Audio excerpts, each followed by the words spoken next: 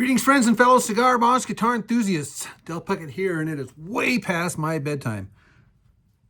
I'm just in here in the workshop working on my latest cigar box guitar, and I got to oiling this this box, and I was just like, dude, the transformation of these colors is, oh my gosh, seriously.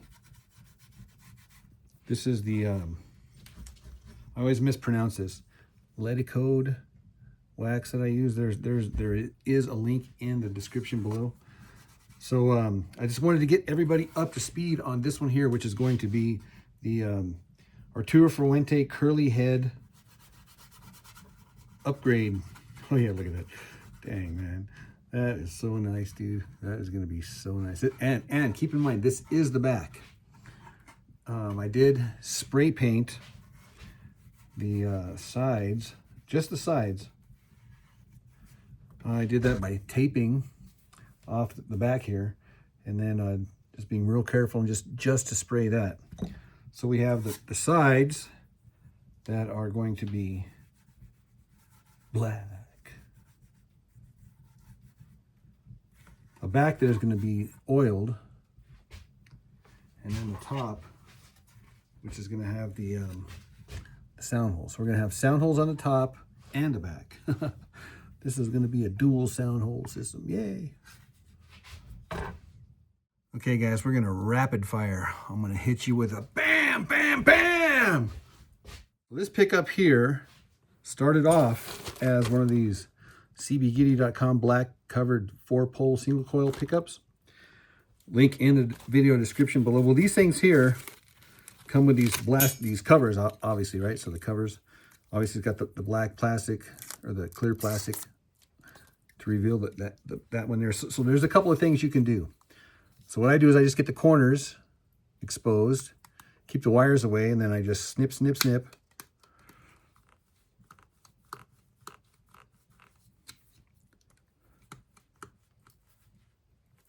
It's like cutting your toenails, right? And then just breaking it off by bending it back. You know, you just kind of just disassemble it. Sometimes if you get lucky, they actually just come right apart. Well, either case, we are going to, whether you pry it off or it just comes off by itself, it reveals this little glue thing, and it's like a waxy glue thing. All you do is just get some sandpaper and wreck it off. But see how these edges are square? You can get yourself a little nipper and just nip off those corners just like that, all the way around. And so what was square is now becoming round. Oh, I cut the bottom off, dumbass. Yeah, so you want to cut, you don't have to cut the bottom off, you want to cut the top off. So yeah, so you can just whittle that down to be whatever shape you want. In this case here, I tried to get as circular as, not as possible, but within reason. Now that's going to be the pickup that's going to go inside of here. Again, this is rapid fire, so I'm going fast. Now we want to determine how much of wood to take away here. All I do is just get a straight edge, put it on the top here, boom, and I put my pickup exactly at the right height where it's not going to interfere with the strings. And then whatever metal here is on the bottom, I chip that away. And this is a real easy process. You just cut a bunch of little grooves, little lines, just like vertical, and then you just bend them over. And chip them out. Then file it smooth. And you can play with how much you take off to get the right height. Put your pickup on occasionally just to test your height to see where you're at. And eventually you'll get it exactly where you want it. Just like that. When it comes to installing the pickups, hot glue is your friend. First off, the piezo. You're going to prepare your neck by cutting a little circle right underneath where the saddle is going to go, using one of those Forstner bits, and then a little groove. See this little groove right here? That little groove is so the wire can escape. Next thing, lay it in your neck, exactly how it's going to be. Fill the void I'm out of bullets. My gun is out of bullets.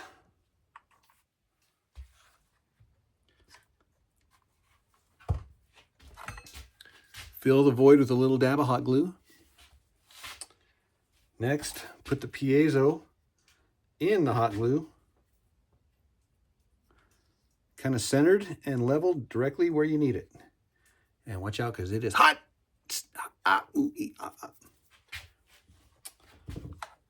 Okay, I'm gonna let that set for just a little bit. Now I'm looking for a card. So typically what I do is say, pick a card, any card. Let's see, we'll shuffle the deck. Let's see here. I'm gonna pick this one here, the Joker. Okay, whatever. Okay, now I'm gonna cut it up perfectly square to fit over this piezo. I'm running out of cards. These are my old football cards. I got about like 6 or 7 left. So yeah, so the Joker has been cut down.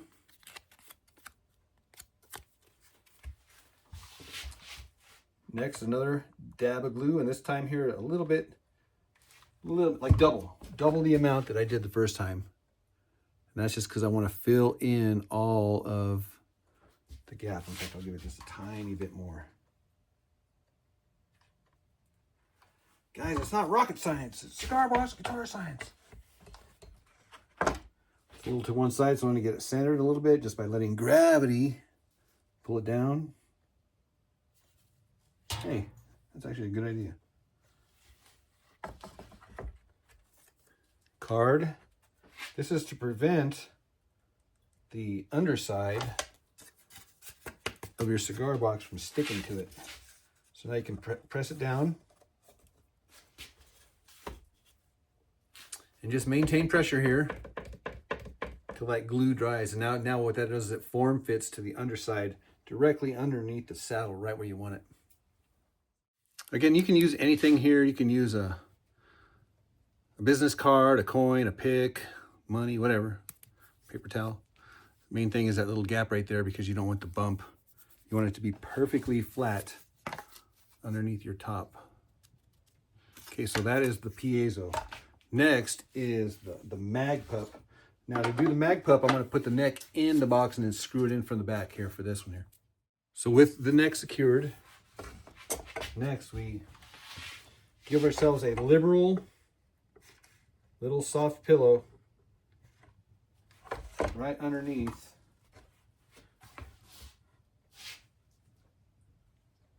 And again, I let my gravity do the drippy. The reason why I wanted the neck to be secured here is because now when I put the pickup in here, I'm gonna give it just a little bit more.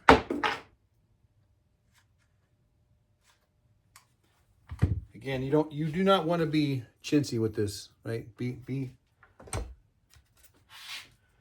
generous. Now I'm going to put my pickup in. I'm not going to push it down. I'm just going to set it down while it's hot. I'm going to put the top of my box where I need it. Now I'm going to center the pick up and level it to where I want it to be. Doesn't have to be perfect, but it definitely has to be deliberately centered. So, guys, this is kind of important stuff here, I think. If you want it to be centered, leveled, not tilted,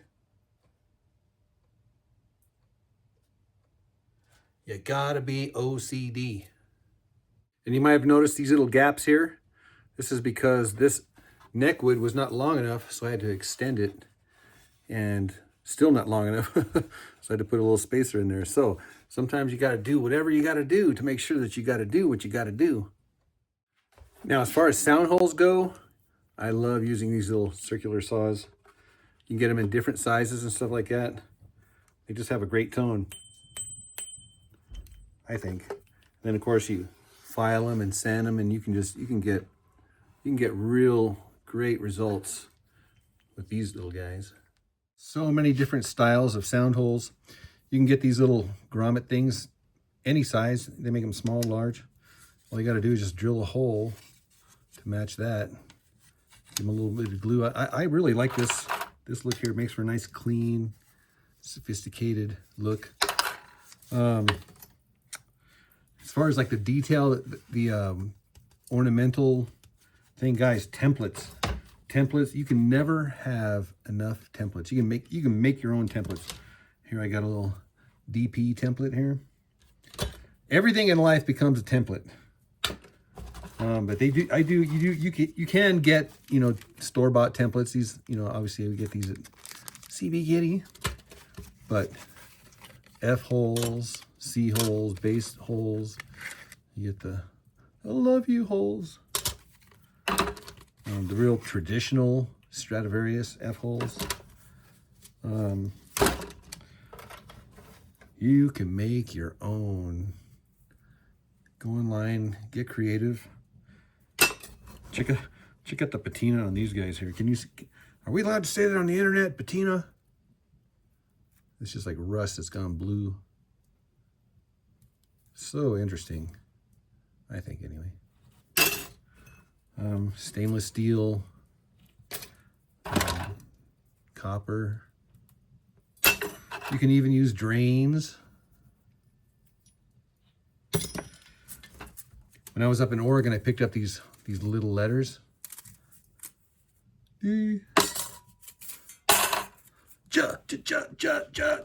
Jesus. So you can spell people's names, whatever. The trick to cutting these guys out is as follows, and I quote, "Not another CBGitty.com template." Yes, another CBGitty.com template. Notice how it has the numbers here and the numbers here in a little notch. So you can use this, obviously, for your notch finding, but you can also use it for centering your sound holes, because this will give you exactly the right spot on either side. So you just find the center, and now you can get perfectly symmetrical sound holes using this. All right, so to demonstrate, I found a piece of, now I just determined where I want the saddle. So I'm guessing that I want the saddle to be right about there, okay? That's where I want the saddle. So that's gonna give me the proportion of box to hand to neck, so I can strategically, or with my eye, kind of determine where I want the sound holes to be in relationship to the saddle.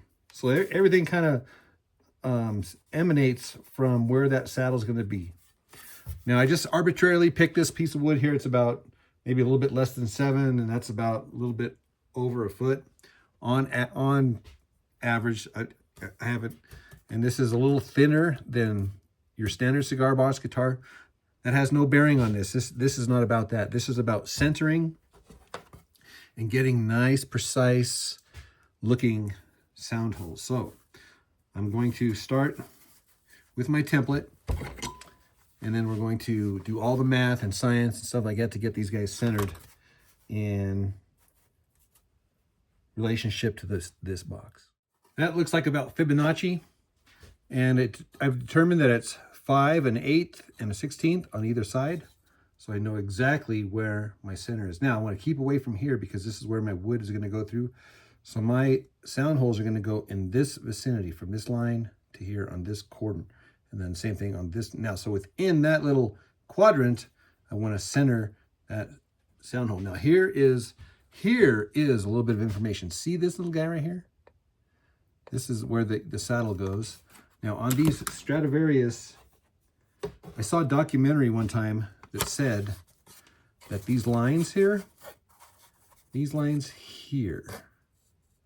line here should point to the, now you can go back and look at the instruments and you can double check to fact check me to see if what I'm saying is true. I from what I could tell, sounded correct. They're not all exactly 100%, but on the Stradivarius is apparently this line here points to the saddle, so that this one would be like something like this, and then this one over here would be something like this. So I'm going to keep that in mind. I'm going to do my best to keep this line pointing to here, and same thing with here. On your marks, go. So I stretched out my lines, measured them so that they would be symmetrical, top and bottom, and then I made sure that this line and this line intersected right here. So now I'm confident that my sound holes are symmetrically in proportion with the universe. Obviously, you're going to use a sharp pencil and you're going to press down so that you get a nice defined line. Next, I want to drill a little hole here at the equator. So get yourself a good drill. And I use the drill press whenever I can.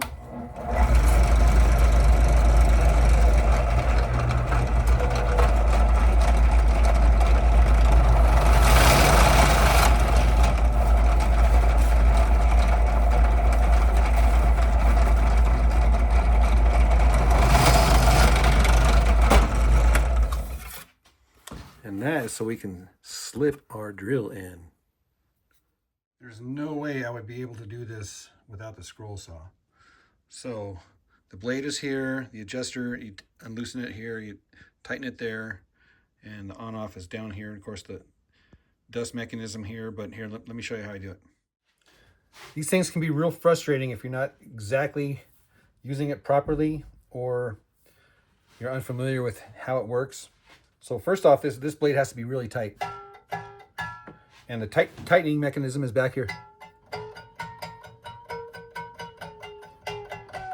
So what we're going to do is we're going to loosen it all the way loose, and then we're going to disable the blade by loosening it here and then pushing it down, and the blade comes loose. Now I can actually take the blade out of the thing here if I want to, but the thing about that is that it's got to go through this little hole and then into the mechanism, and that is hard to do blind. So what I do is I put it in the bottom first, then I keep pressure, the upward pressure, because it's like a little hook thing that hooks onto it. I keep my pressure on it with this hand, because if I let go of it, it's going to fall off the hook. Now I put it through the hole here. Switch hands. I still have upward pressure. Don't let go, because if you let go, it's going to fall through. So I rehook it to the top, then tighten it back down. Now it's loose, so now I'm going to tighten it, and you'll hear it come up to pitch here.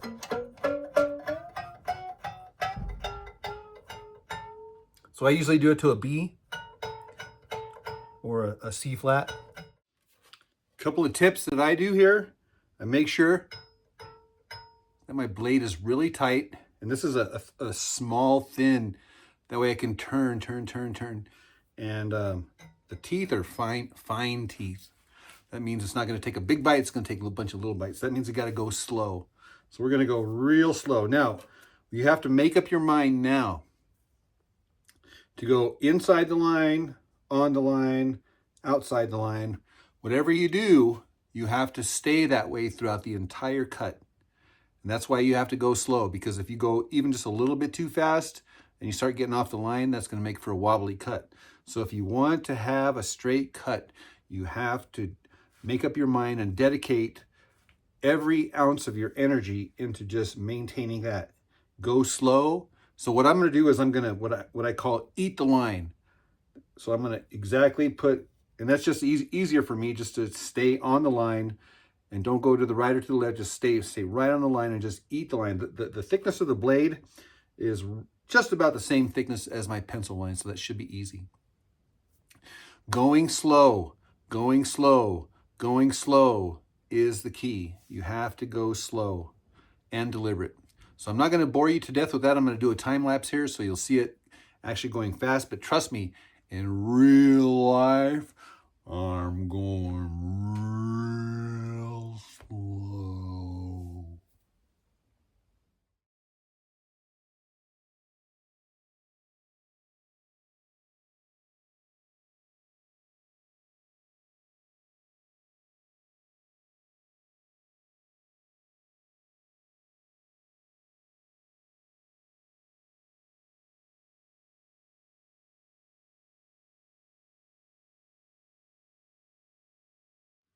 See, it wasn't so bad.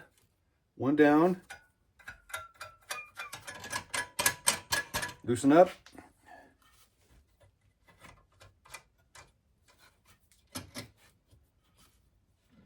And take the blade out. So you can see, rather exquisite. I do say so myself.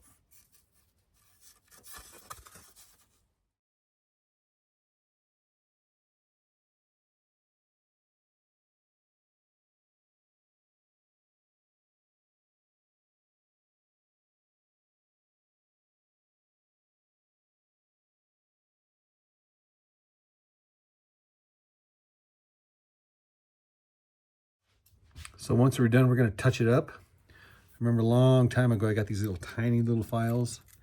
Obviously, you can roll up sandpaper. You can be as creative as you want. You can even use your little thing here. I actually got one of these from CBGG. And so these things here were great on getting like just the smooth lines and around the corners and stuff. Whatever it takes, whatever it takes. Like this little guy here is super flat. It's almost like a little knife, but it's a file. And that's really good for getting all your lines just straight. Ultimately, like I said, you're gonna go back with sandpaper and you just gotta take your time and work it. But the end results are gonna be worth it. If you enjoy these cigar box guitar videos, be sure to like and comment and share and subscribe and all that good stuff. Don't forget, we do have podcasts. We go live, so set your notifications so that when we do go live, you don't miss out. Guys, don't forget, we are a CBGitty.com affiliate link. There is promo codes in the video description below for discounts and whatnot. Many links in the video descriptions below. Guys, seriously, thank you for watching. Hope you got some ideas from this rapid fire. See you in the next video. Cheers.